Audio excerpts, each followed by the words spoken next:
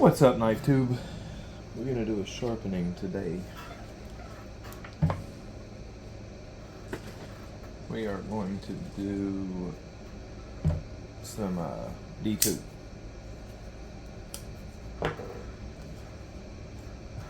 From Kubey. You know, like Kobe, but Kubey. Old Kubey.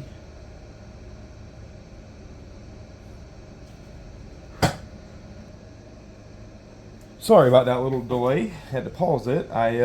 Yesterday I brushed my bottle just gently on the bottom with a frickin' point of the knife and didn't realize it stuck a little teeny hole in it until I go up on my counter where my printer is, my label printer. And yeah, well, it was soaked everywhere. Thank God this was laying next to my printer and absorbed all that liquid, or it would have been all up in my printer. So, anyways, Windex, a couple drops of Dawn. This is a 200 grit plate, and we're doing Kubey D2. This edge, can y'all see? Yeah. While it's not dull, it's definitely not sharp. That's what me pushing a little bit. Without pushing, it's not going to cut it. Yeah, so this edge about done. This knife's had quite a bit of use on it, and she's quite rounded over. Anyways, time for sharpening. Kubey D2, good stuff. I've said it for a long time. I believe it's the best D2 coming out of China, between Kubey and petrified fish. Kubey D2 is well done stuff. Consistently performs excellent. Like, that's the factory edge, and it's done pretty damn good. But it's your time for a new edge. So, I'll see. Yes, sir, Bob. Okay. We're going to do this edge. I was thinking about using this new Sharpening plate, 325 1200. I was thinking about using it. This is actually a really nice plate. I've looked at it under a microscope, and it's a really nice plate. I'm going to say the best plates on the market right now. Yeah, for sure. Very, very, very, very consistent. I don't see any grit contamination, and I've looked over that stone from top to bottom on either side. The 325 is very aggressive. The 1200 it leaves a nice finish. I did one knife on it last night. Very good. Anyways, we're not going to do that. We're not going to mess with that one right now. We're going to use this 200 plate, and we're going to finish on a Nano-Hone 100 micron resin bonded diamond plate. So, let's do it. Now, one thing this plunge ain't terrible. The edge does terminate a little bit. Actually, it's okay. It terminates right before the plunge. Yeah, it's good. Okay. So, we're going to do this edge. By feel, I'm going to say this is at around 20, 21.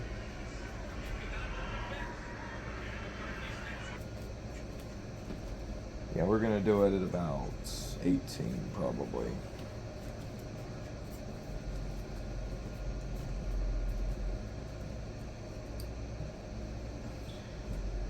Yeah, we're going to do it around 18.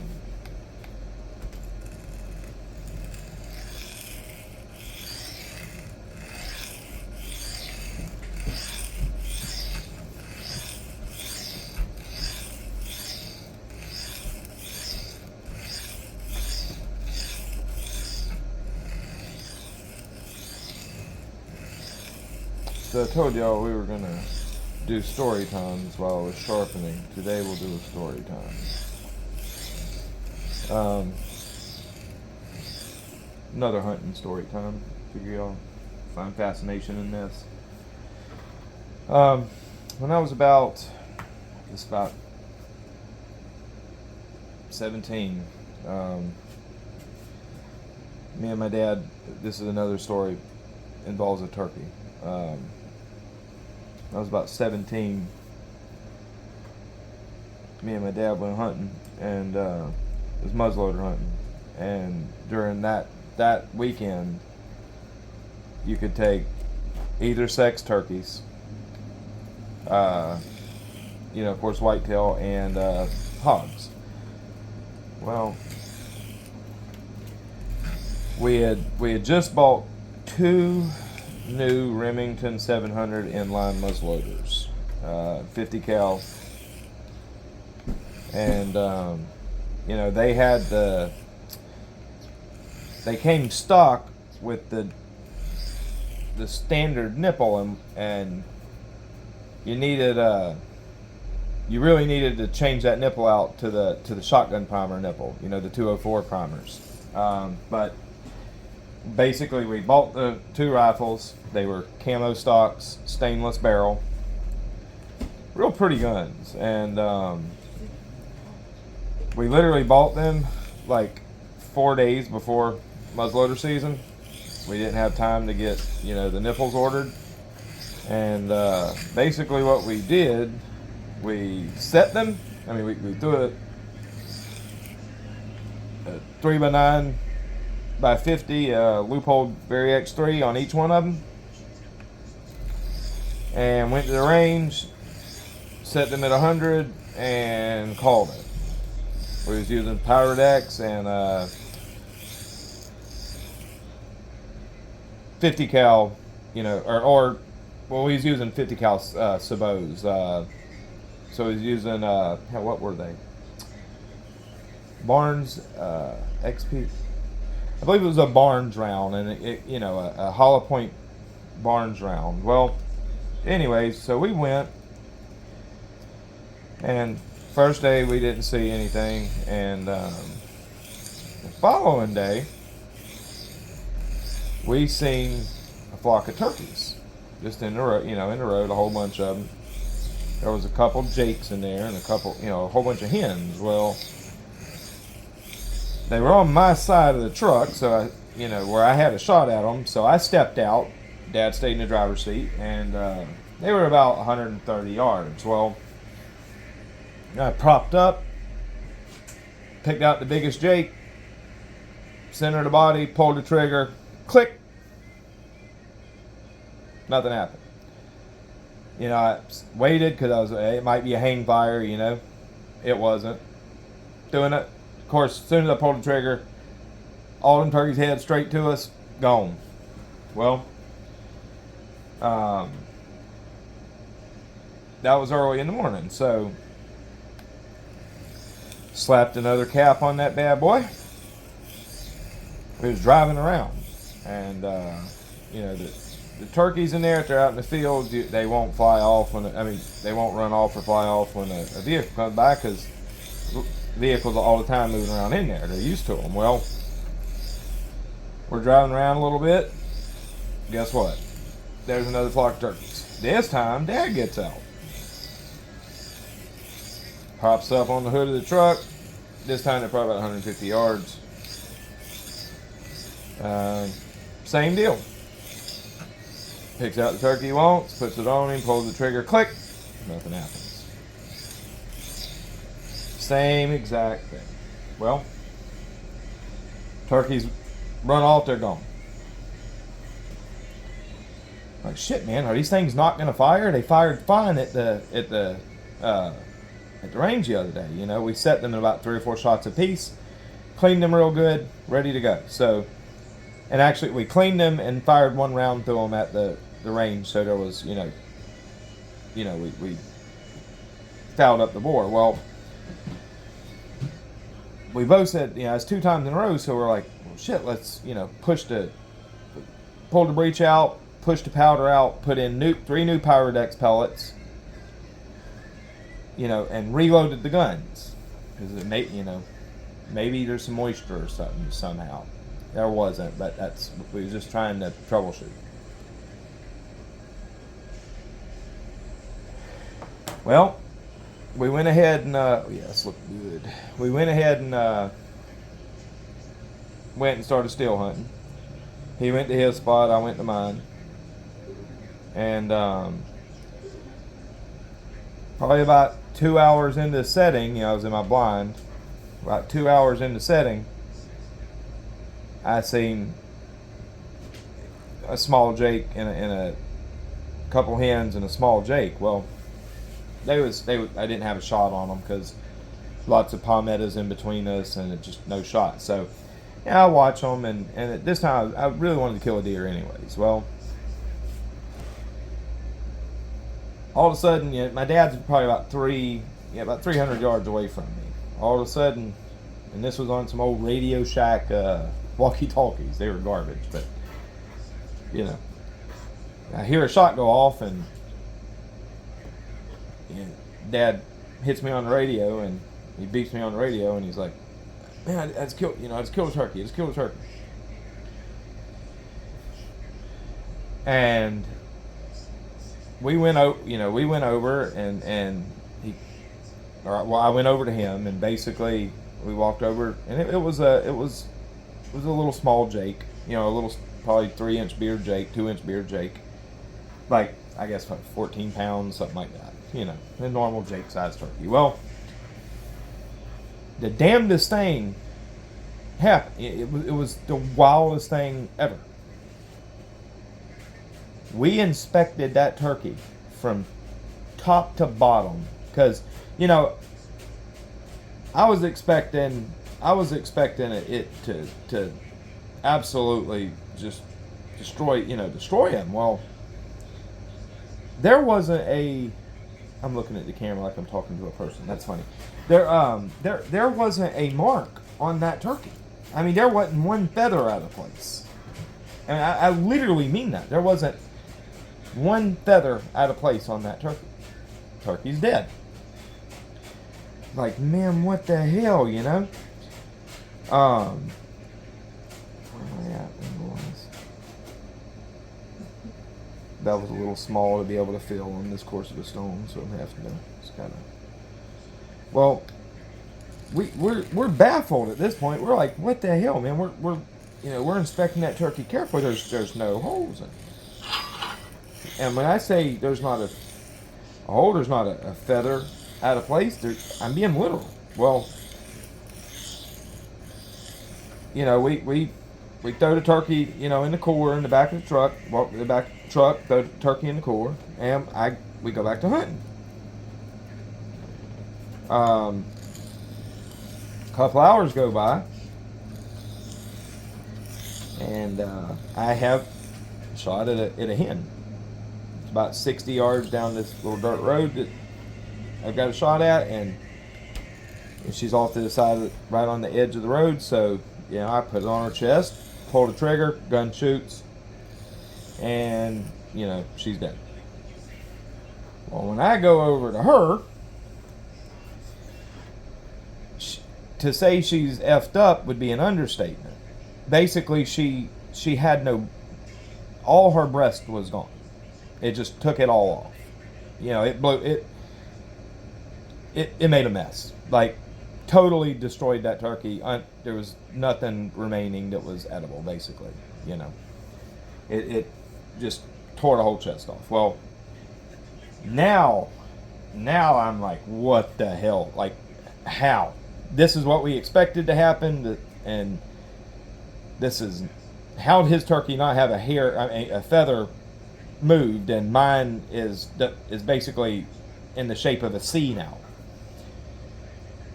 Well, wait.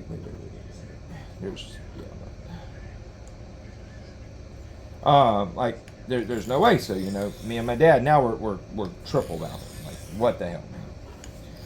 We get to the check-in station, and the biologist, who was a friend of ours, is up there, and basically we show them the turkeys, and they talking to them, Um, I don't understand how this. I didn't hit this turkey, man. Look, there's not a feather out of place on him. Like he's where there's no hole in this turkey. And Bio just goes, well, I hate to say this, man, but you're right. I think you scared him to death. I think you gave him a heart attack. And we thought, are you joking, man? Like, but he was being literal. It's like, it's the only thing I can come up with. You scared him to death. So we went, we went home, and mine, like I said, sadly was just basically, we really don't want to kill something and then just throw it away. We not eat it or anything. But when I say there was nothing edible, there was literally nothing edible. It was just a mess.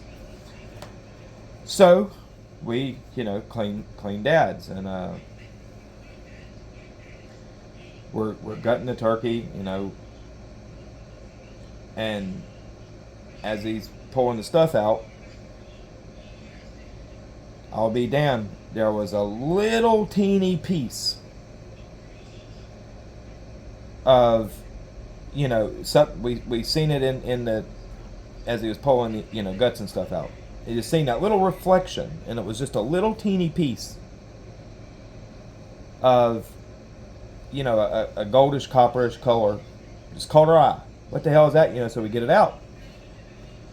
And it's a piece of bullet jacket that's probably about the size of, I don't know, like a 32nd of an inch by a 32nd of an inch. It was just a little teeny, like, squarish piece of jacket. And we could not find the hole. Now, once we got all the feathers off the bird, we found a little hole, and it was in lower mid-breast area. And it had punched through, and I guess got, in the lungs, got lungs or whatever. Well, I was like, man, what? Did you bark him? When I said bark him, I'm talking like barking a squirrel off a tree. Hit the tree, blow a piece of bark into the squirrel, kill it that way. Well, I was just joking. I'm like, did you bark him? What the hell? And Dad's like, nah, he was perfect range. I didn't need to hold under or hold over. He's, his range where I wanted him, and I had it dead center, dead center to chest. Well, I'm like, what the hell? The only thing we could come up with was that not all that powder went off, and that bullet dropped, hit in front of him, come apart, broke apart, and a piece of that jacket skipped up and hit him in the chest. So now we're okay, we got to go to the range, man. We got to find out how this happened. So we went to the range. We loaded up, same load we had. Three Paradox pellets. Three Paradox pellets. Load, exact same load, and the gun's dead on. 100 yards, shooting perfect. So now the only thing we can come up with is that some of that, that powder didn't ignite. Maybe the first pellet ignited, but not the other two. So it was way low on muzzle velocity, and that's the only thing that could have happened. Like that. That's the only thing we could come up with. Well, still to this day, that's the only thing that could have happened. That bullet had to hit the ground and break apart and hit him, and a piece of that jacket hit that bird. That is literally the only way it could have happened. Well, I'm still to this day curious. I'd like to know exactly exactly what caused it, but I always found that fascinating that my dad barked a frickin' turkey. And, you know, like they, for years after that, you know, when we check in, Gary, the biologist, like, you know, we were buddies, and he'd be joking around with others and be like, "That's the only man I've ever seen that killed a turkey without hitting him." And it's funny stuff, man. Like I genuinely wish I knew exactly what caused that, because my dad was a good shot, so I know that he didn't make a bad shot. Now, there was another thing that I come up with, but he said absolutely not. There's no possible way. There was one other thing that I was like, you know, maybe this is a possibility. Of course,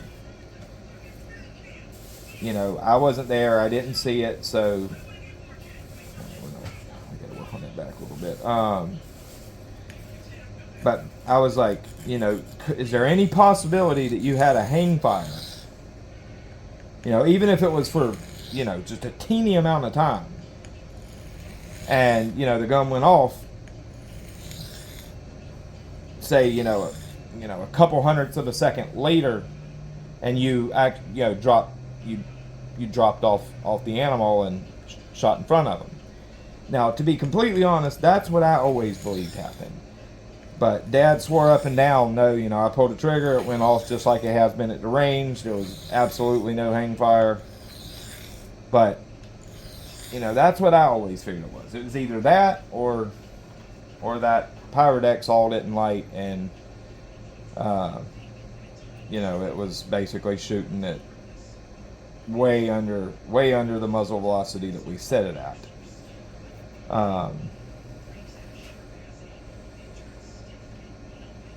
It's going to be stubborn right there, that plunge. But yeah, like it always tickled me. How in the hell you kill a turkey without shooting them, you know?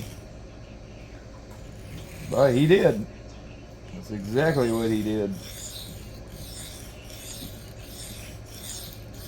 Now I'm gonna get to sharpen instead of running my trap. But that was actually a fun hunt, considering we both killed, you know, got a turkey that day, and a very interesting story out of it. And I'll tell you, buddy, after them first two misfires, man, we was not happy with them guns. Like, we were very upset, because, you know, those 700 inlines was not cheap back then. And once we moved over to that 204 shotgun primer nipple, they were amazing. We both took deer over 200 yards with those muzzleloaders. You know, they'd shoot 3-inch groups all day long at 200 with their pet loads. They were good shooting guns. Okay, now we're in business. Am I apexed? Yes. It looks like it's a little misground back there right at the plunge. We got a full-length burr. Yes, we do. Yes. Now we're going to go over to the 100 micron Nanohone.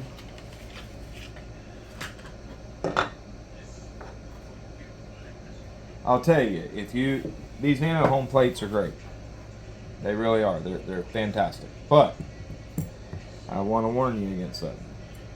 If you do buy them, make sure that it's the solid resin, not the honeycomb plates. I have the honeycomb plates as well, in 100 and 25 micron, and I'll tell you flat out. And I like Nano-Hone stuff, but the honeycomb resin stones are garbage. Flat out garbage. I don't care what anybody says, they don't cut. They remove steel so slowly that it's terrible. They have the feedback is horrible. They'll catch, on certain nights they'll catch the tip, like the solid resin plates, fantastic, and that's why they changed them. I know they knew those honeycomb plates wasn't no good. That's why they went over to the normal resin. Well, but those honeycomb plates are still out there. If you buy Nano-Hone resin stones, make sure that you're not getting those honeycomb plates, or you're not going to be happy. Like I'll pull them out and do a video on them one day, but they really are terrible. Like, I don't even know how that got to the market. They're bad.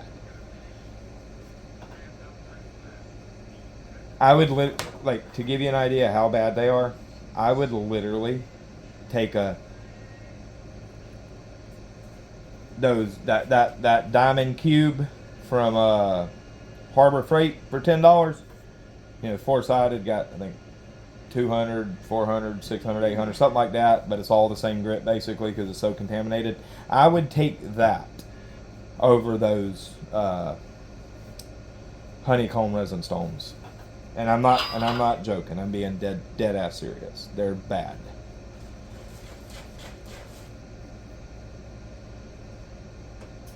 They're looking good. Okay.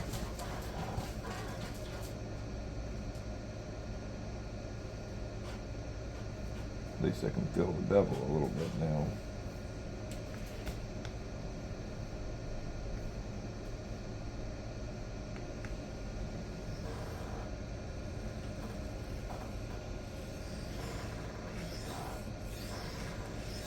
But anyways, and I'll tell you something else. We found out that day that when we cooked that turkey that night, and wild turkey's good.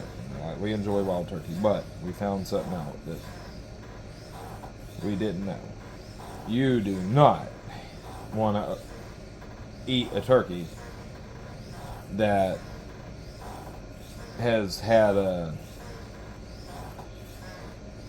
been eating gallberries or palmetto berries. That turkey was the most disgusting, putrid thing ever. When we gutted that bird, and that some of that stomach contents, got inside the cavity of the bird, and oh my God, it was the most putrid, disgusting thing, most putrid smell I've ever smelled. And it tainted the taste of like that flesh of that bird, and it just, oh my God, it and not much got in there, just a little bit. We got it out, but as Dad was in there working around getting it to get the intestinal tract out, I guess he nicked it, and a little bit of that stomach fluid got into the cavity of the bird. Of course, we washed it out immediately, but that whole turkey, as it was cooking, smelled exactly like that smell, and it tasted, it was unedible. And we've always enjoyed wild turkey, but oh my God, man, those, even thinking back about that, ugh. So we killed 2 turkeys that day, and basically thought we was gonna have a good turkey dinner that night, and ended up not.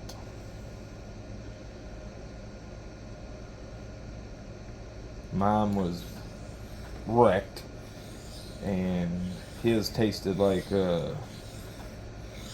shit.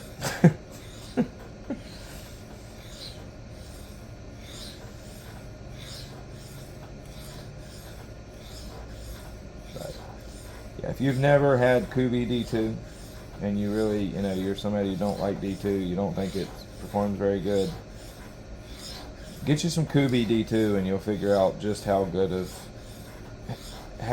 is for the money. Their D2 is excellent. Excellent stuff.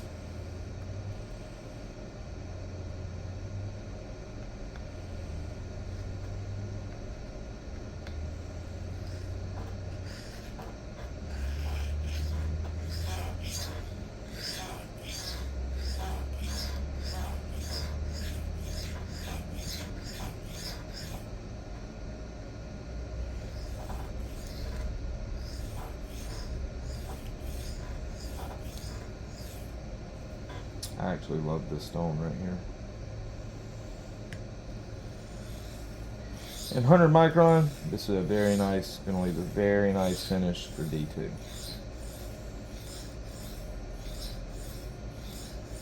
Nice aggressive finish.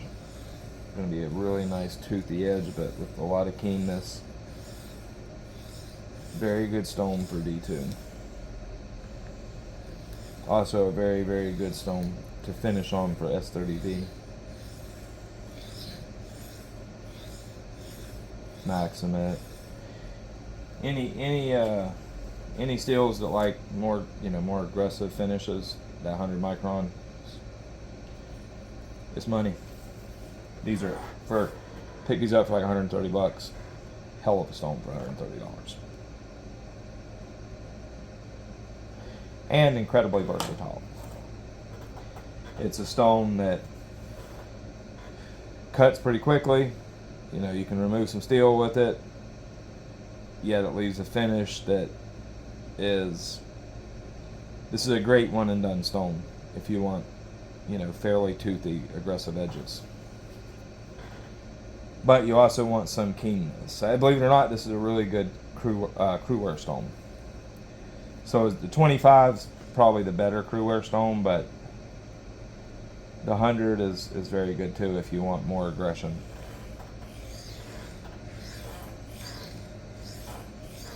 That bird's already reducing quite a bit. If y'all can hear this damn chair squeaking, I'm sorry. There's nothing I can do about it.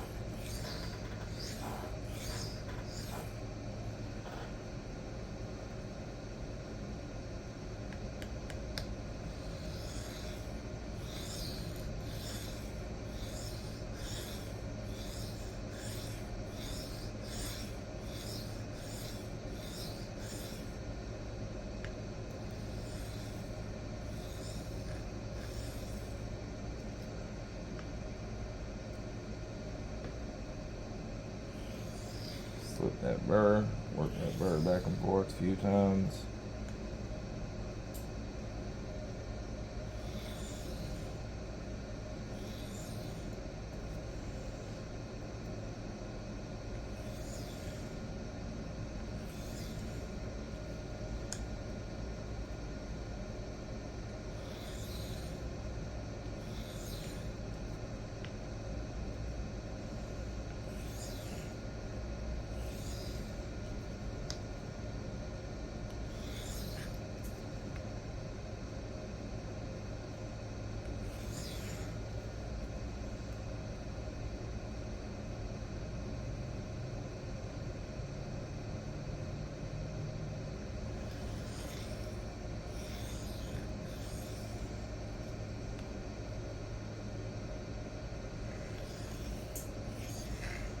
Now I'm going to work back and forth, alternating passes with lighter and lighter pressure.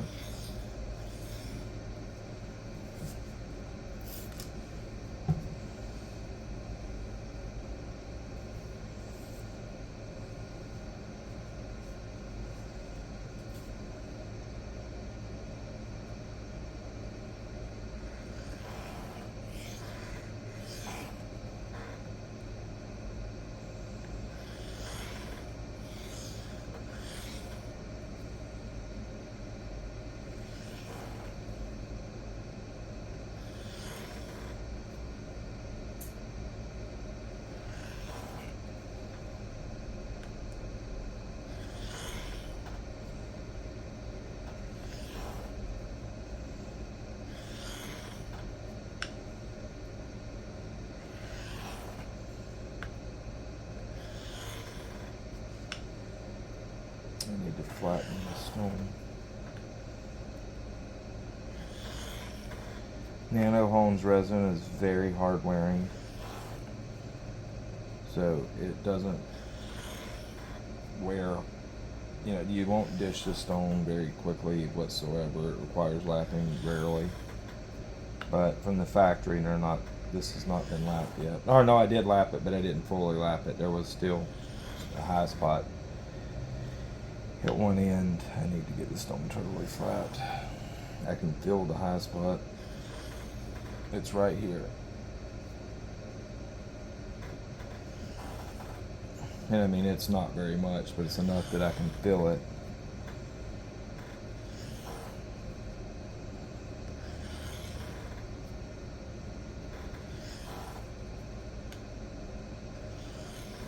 It should be pretty much burless at this point. Oh yeah, that's good. That's a sharp boy. You'll see.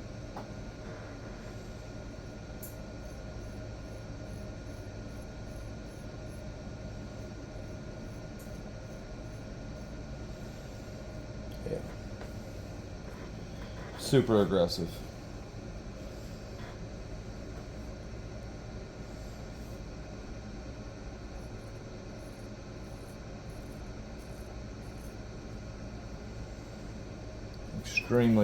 Extremely toothy though. Actually, you know what?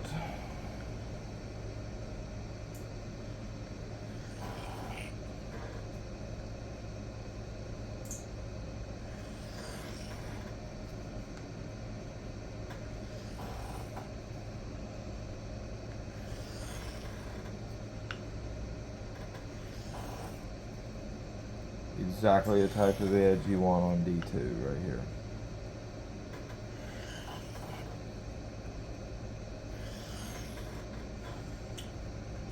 You want that nice, toothy, aggressive, lots of bite.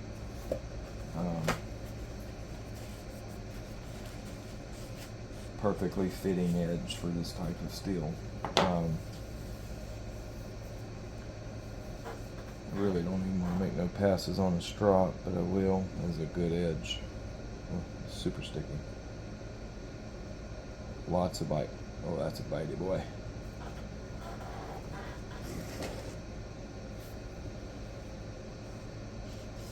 Oh yeah.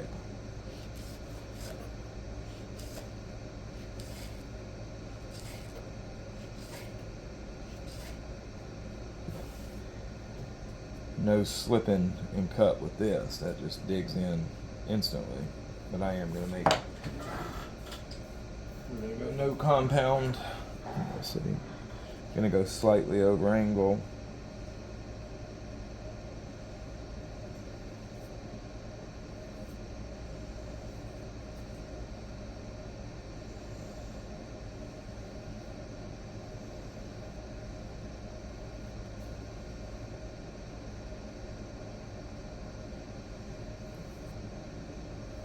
Just want to get any of those burr fragments off, so I'm going to go slightly over angle with no compound. That's going to bring up the keenness and get rid of any of them little burr fragments that are still there. Remember, this is a bare strop, no compound.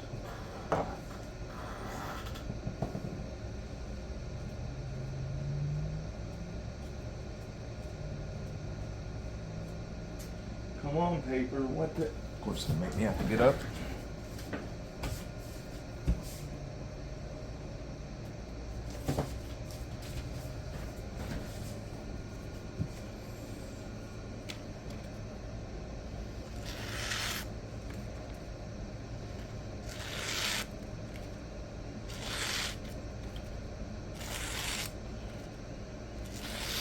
Very sharp, but lots of bite.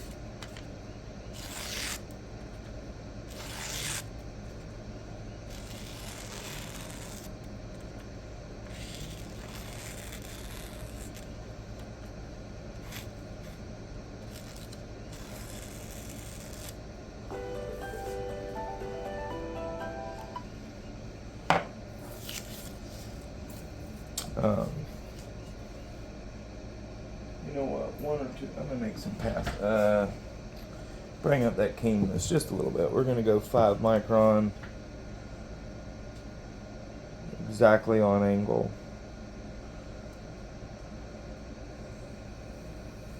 Two passes per side.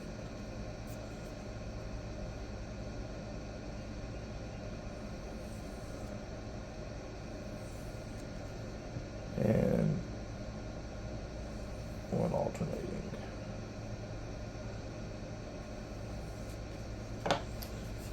Okay.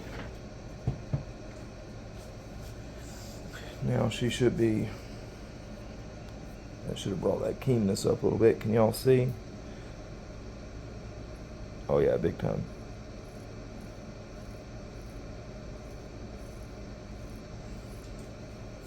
Oh yeah.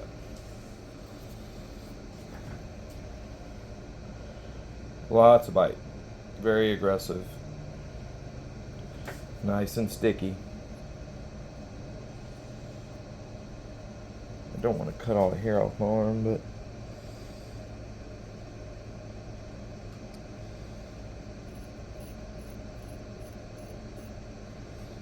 you can see.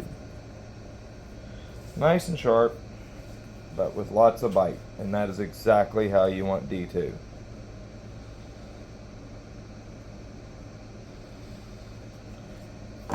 This is going to get you the most performance from that steel because you're putting an edge on the edge fits what the steel wants, and you know this edge is working with the steel to give you great performance. You polish it, you kill it. I need to, don't want this stone to dry. I need to clean it. Anyhow, if you haven't tried D2 from Kubey, get you some. I guarantee you it will be the best D2 you've ever used. Kubey's actions are fantastic.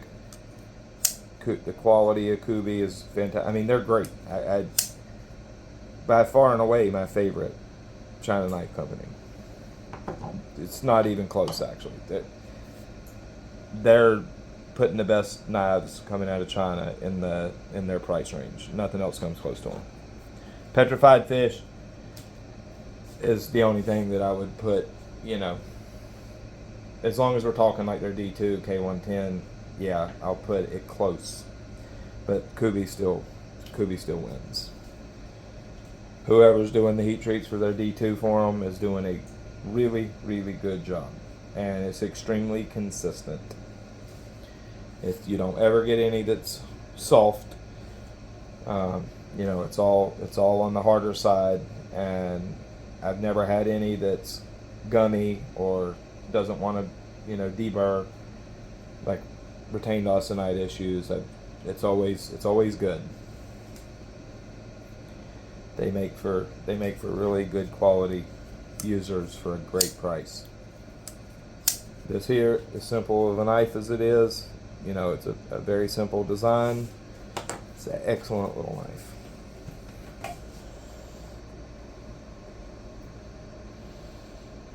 Let's see. This. Come on, camera. You know what? Somebody told me use. Aha, hold on a second. Let's see it.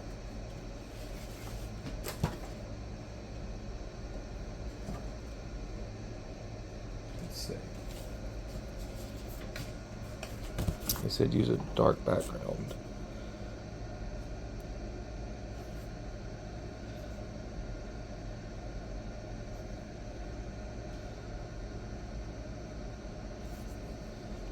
I don't know if that. Yeah, I guess for taking pictures it might help, but camera, it's not really. Come on, please. I'm sorry, guys. I wish I knew how to make it take good video of the edge so I could show y'all, and I don't know how to do it. Anyways, thank y'all for spending 45 minutes with me. Hope y'all enjoyed watching, and you know, the story, found the story interesting. That's something from my youth that I'll never forget. That day, still to this day, brings me a lot of joy. All right, guys, y'all have a good one. I'll talk to you later.